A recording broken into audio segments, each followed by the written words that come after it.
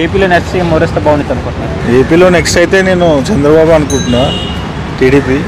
But ఇక్కడ జరిగిన elections ప్రకారం చూస్తే ఆంధ్రాలో మరి ఆ జనాలు ఎలా చేస్తారో తెలియదు కదా. ఇక్కడే ముందే డెవలప్మెంట్ ఉన్న దాన్నే తీసేశారు.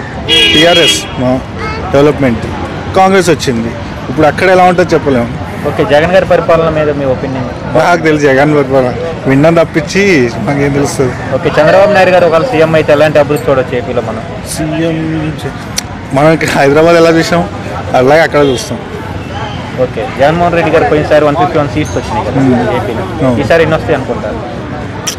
ఎక్స్పెక్ట్ చేయలేమండి, చెప్తున్నాం కదా. ఇక్కడున్న ఎలక్షన్ జనాలను బట్టే చెప్తున్నాం కదా. అక్కడ ఆంధ్రాలో ఎలా ఉంటుందో చెప్పలేము. జనాలు నిజంగా అభివృద్ధికి వైపు మొగ్గు చూపితే పర్లేదు, లేదు ఇలాగే ఉంటే బాగుంది, ఫ్రీగా ఇస్తున్నారు అనుకుంటే ఇంకా జనాలు చెప్పలేము. ఓకే, ఇక్కడ కేసీఆర్ చేయని పని అక్కడ మన జగన్ గారు చేస్తున్నారు, ఎమ్మెల్యే మారుస్తున్నారు కదా, ఆ ఎఫెక్ట్ ఏమైనా ఉండిద్ది అంటారా? ఉంటుందండి, ఎఫెక్ట్ ఉంటుంది. ఎందుకంటే ఒకడు ఉంటే అడగడానికి ఉంటుంది. ఇద్దరు ముగ్గురు మారితే ఎవరిని అడుగుతారు చెప్పండి? చేయలేరు కదా.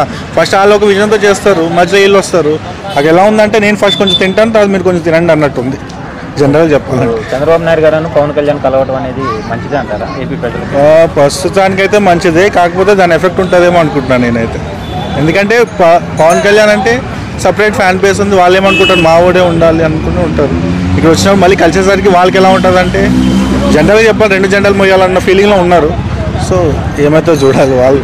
ఓకే, ఒకవేళ చంద్రబాబు నాయుడు గారు సీఎం అయితే పవన్ కళ్యాణ్కి ఎలాంటి పదవి ఆశిస్తుంది మనం? అంటే డిప్యూటీ సీఎం, హోంమంత్రి?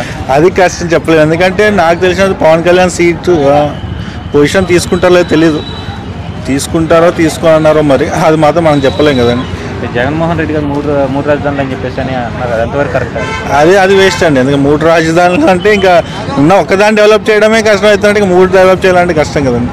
ఫస్ట్ చూస్తున్నాం కదా, ప్రతి స్టేట్లో అన్నీ అలా లేవు కదా.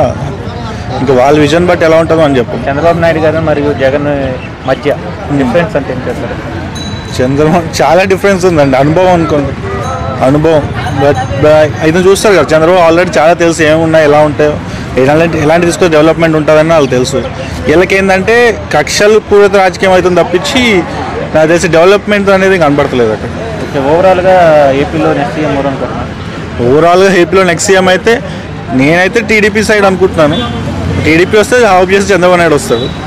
కానీ ప్రజలు ఏమనుకుంటున్నారు చెప్పలేము. ఇప్పుడున్న దాన్ని బట్టి అలవాటు అయిపోయి మాకు ఫ్రీగా ఇస్తున్నారు అనుకుంటే ఇంకా ఆయనకే గెలుస్తా అంటే ఇంకా చెప్తాం కదా. ఇక్కడ అభివృద్ధికి కావాలనుకుంటే చంద్రబాబు కావాలి, లేదు ఇలాగే ఉంటాం అనుకుంటే జగన్. Okay, thank you.